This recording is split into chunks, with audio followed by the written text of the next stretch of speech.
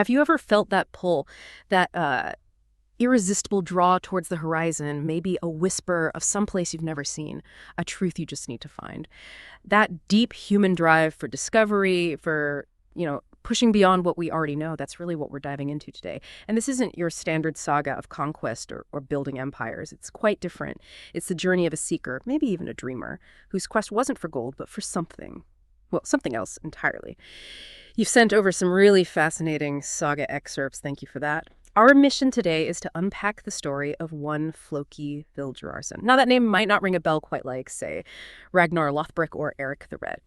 But Floki, he's the man who literally named a nation. He's also got this much more evocative title, Hrafna-Floki, Floki of the Ravens. So what can we learn from his journey? This voyage into the literal, and you could say metaphorical, unknown. It's a story that really challenges our ideas about Viking ambitions. It's a great way to frame it, because what's truly compelling about Floki is how he stands apart. Even in an age we think of as dominated by warrior kings and epic battles, we find individuals like him, driven by a completely different kind of ambition. So this deep dive, it isn't just some historical anecdote. It's really a window into human nature, isn't it? Our resilience, our capacity for vision, and the often unexpected challenges that exploration always throws up. It makes us reconsider the sheer diversity of the human spirit, even within cultures that might seem quite uniform from the outside. Okay, so let's really try to unpack this then. Who was Floki Vilgerðarson, this slightly enigmatic figure? The accounts we have, they paint a picture of someone fundamentally different. He wasn't remembered for ruling kingdoms or leading huge armies, not at all. Instead, the lore remembers him as a seeker of lands, a voyager who carried the hunger for discovery in his heart. What strikes you immediately is how, countercultural he seems. While others of his time were chasing silver and fame, plunder and power, Floki, it seems, just longed for those unknown horizons. His spirit is always described as restless, like the tide itself, constantly pulled by the sea. And then there's this really intriguing detail. It said he laughed when others despaired, and he wept when others rejoiced. That's almost unsettling, isn't it? It suggests someone operating on maybe a different emotional level, perhaps seeing deeper truths or ironies where others didn't. And this led to these fascinating nicknames like Floki the Trickster or Floki the Dreamer. There were even whispers he was blessed by Loki, the god of mischief, or maybe even cursed. He really walked his own path. You've really nailed the essence of what makes him so fascinating. If we connect this to the wider Viking Age context, Floki represents a significant departure from the archetype, the classic Viking warrior we often picture. His main drive wasn't plunder or conquest or building an empire by force.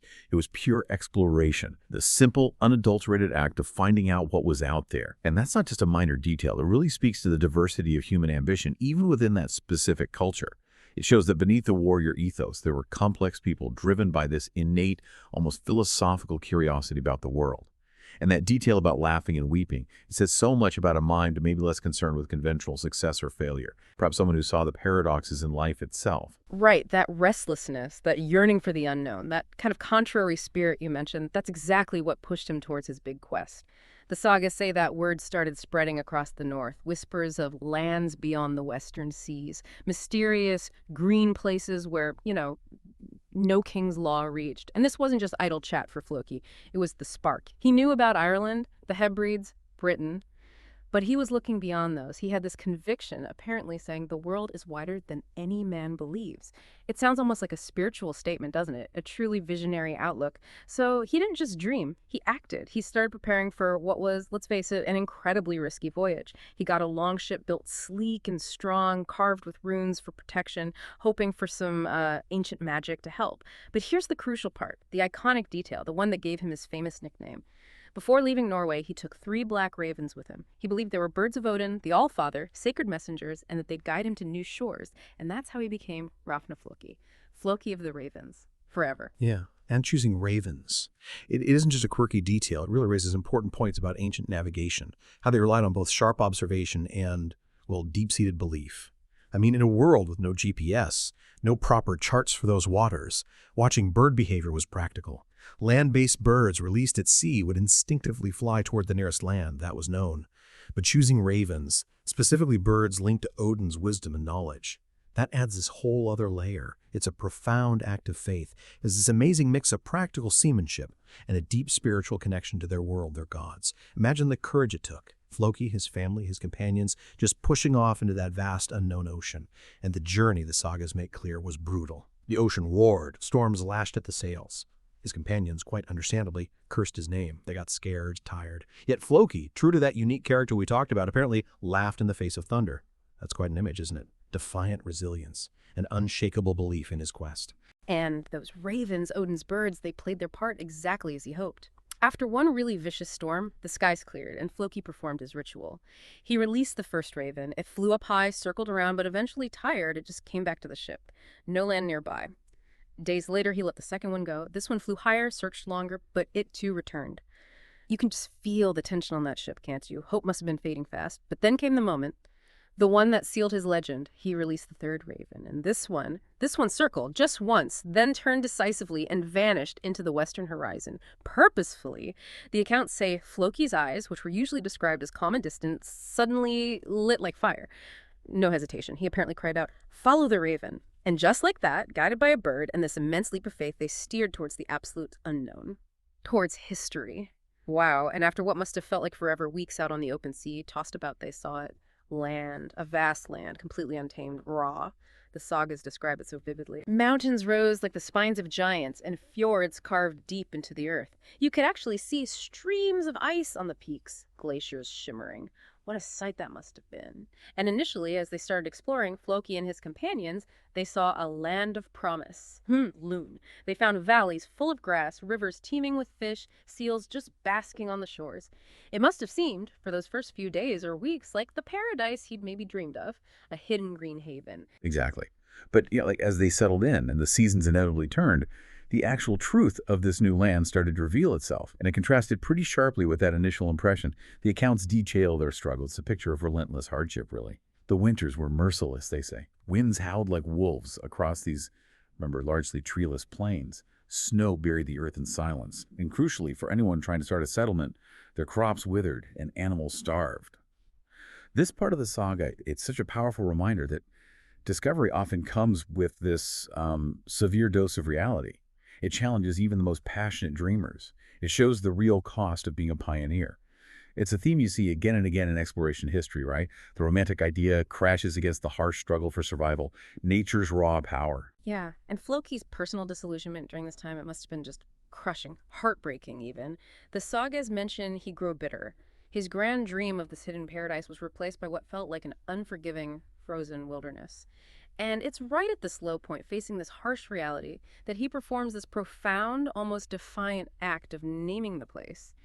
One day, apparently, he climbed a high mountain, maybe looking for perspective, maybe just confronting the stark truth, and from up there, he looked down at a fjord below, one that was literally choked with ice.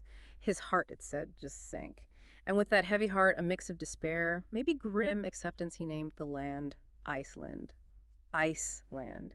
A name born from disappointment, yet somehow against all odds, it stuck. It endured, forever linking him to this stark, beautiful, challenging place. Not everyone, of course, could handle that kind of hardship. As the records tell it, many of Floki's companions did what you'd probably expect. They sailed back to Norway, swearing they'd never follow him into such an unforgiving place again. Understandable, really. But Floki himself, he stayed. It was as if, the saga sort of poetically put it, his spirit was bound to the land, like the gods had chained him there. Something kept him tethered. And his transformation during those solitary years in Iceland was really captivating, adds even more layers to him. He apparently wandered the mountains alone, speaking to ravens and carving runes upon stones. And this period led to these conflicting stories, which is fascinating in itself. Some accounts claimed he'd lost his mind, that he laughed with spirits and raged at the skies. Classic signs of madness, maybe. But then you have these other interpretations suggesting he was actually closer to the gods than any man alive. That Odin whispered to him, Loki danced in his thoughts. It really makes you wonder, how did Viking society draw the line between madness and, say, a profound spiritual connection, especially out there in the wild, isolated context? That's a fantastic question. It really points to the very fluid boundaries they perceived between sanity and spiritual insight. What's truly striking here is that even in this profound isolation, in what many would surely see as despair or a psychological breakdown, Floki seems to articulate this core philosophy. There's this story. During a particularly fierce storm, he supposedly stood on a cliff, arms out against the wind, and cried, "I came not for silver nor for gold, I came for truth. And if truth is ice and storm, then let it be my home." No, that doesn't sound like a man simply broken by hardship, does it? It sounds like a deliberate, powerful declaration. He chose consciously to embrace the unvarnished reality of the land. It shows this unwavering commitment that goes way beyond simple exploration for profit. It really speaks to someone seeking something much deeper than just comfort or riches. He was after a fundamental truth about the world, even if that truth was incredibly harsh and isolating. Eventually, though, Floki did return to Norway, bringing back these tales of the land he'd so starkly named. But his reception wasn't exactly a hero's welcome. Quite the opposite, actually. Many people mocked him, called him a fool who had sailed only to find snow and sorrow. They just couldn't see past the immediate hardship, couldn't grasp maybe the deeper nature of his quest or the truth he'd found. Yet, and this is the really surprising, deeply ironic twist, his words took root in the minds of bold men. Others, hearing his stories, even the bleak descriptions, they saw opportunity where Floki had mostly seen despair. His vivid, honest accounts, even born from bitter experience, actually gave them enough detail, enough solid information to plan their own, ultimately more successful voyages. So soon after, others sailed west, and where Floki had struggled just to survive, they managed to build thriving settlements. Iceland, the very place Floki had named out of disillusionment, it flourished. It became a land of sagas, of poets, of free men who bent the knee to no king. His truth, however harsh, literally paved the way for a new independent society. It's an incredible example of how a perceived failure can lay the groundwork for future success. That paradox is exactly it. And it raises this really important question about how history remembers its pioneers, its founders. Floki might not have been the absolute first person to set foot there. There's evidence of Irish monks perhaps before him. But he was and is remembered as Iceland's true founder. Why? Well, arguably because he gave it a name. He gave it a story. And crucially, he gave it a kind of destiny. His experience, but at the hardship and the act of naming, became the foundational myth, the narrative framework that allowed others to build. He essentially imbued the land with an identity.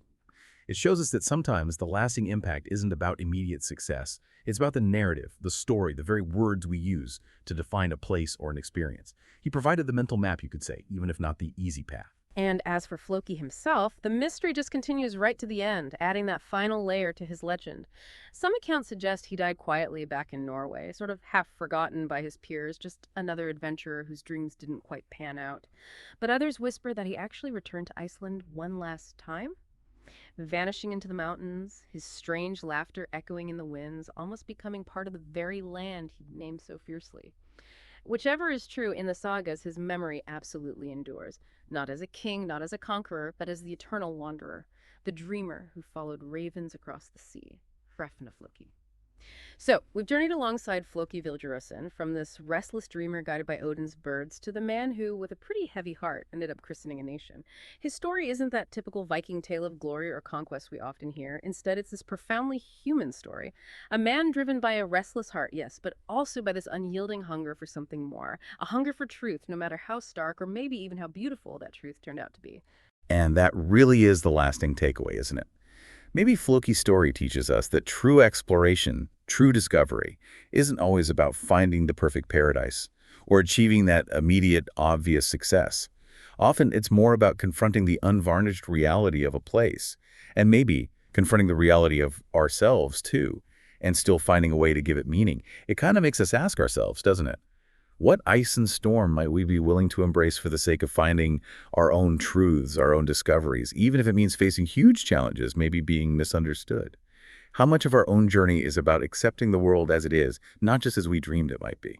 That is a truly powerful thought to leave us with as we navigate our own paths. Thank you so much for joining us for this deep dive into the extraordinary complex saga of Hrafna.